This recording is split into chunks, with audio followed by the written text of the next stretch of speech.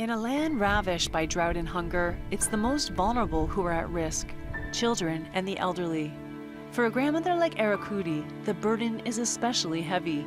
As an elderly widow taking care of her grandchildren, she is their only source of food.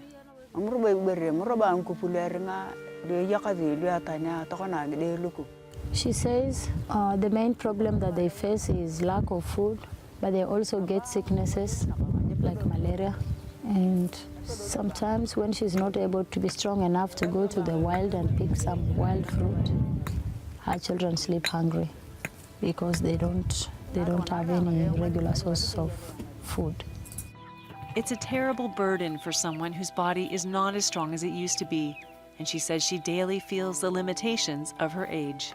Because she's old, she's not able to connect with anybody, even with his relatives, to get something, or even with friends. So for her, it's like she's disabled. She can't move because of her age, and so she's not able to take care of her grandchildren. When the worst drought in 60 years hit the Turkana region in 2011, her family was one of the first to feel it. Even as organizations such as Crossroads Missions were mobilizing a feeding program, her 2-year-old grandchild began to fail.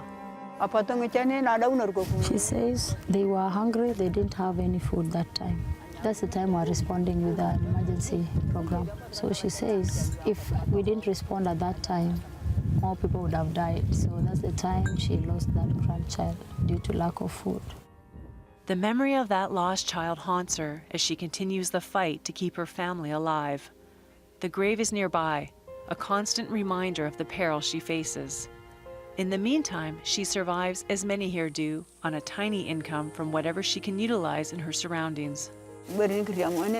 She says they make mats, makuti, the palm leaves tied together for thatching. It's made up like some material for thatching the houses, plus brooms, plus going to sell firewood in town. That's our coping strategy.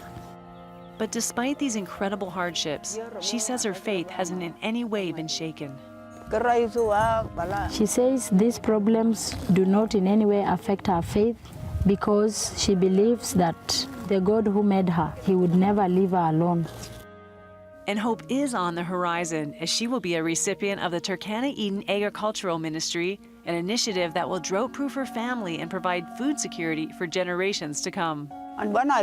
She says she'll be grateful to God and her life will change. So she's very optimistic about the idea of agriculture and water being availed to their farms. Stories like these are difficult to hear for those fighting to make a difference. International Field Representative Chester Van Heusen says the only way to cope with the hunger and desperation around him is to keep the dream of a better future alive. You know, the deaths that are so needlessly happening around here.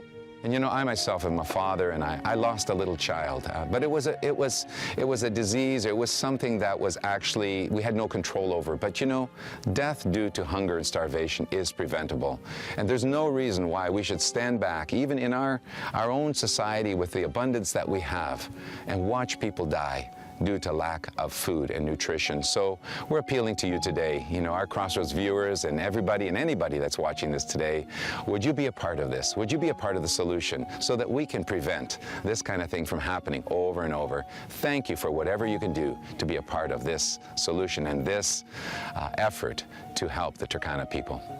To help bring a legacy of food security for generations to come for the Turkana people, go to crossroads.ca/missions.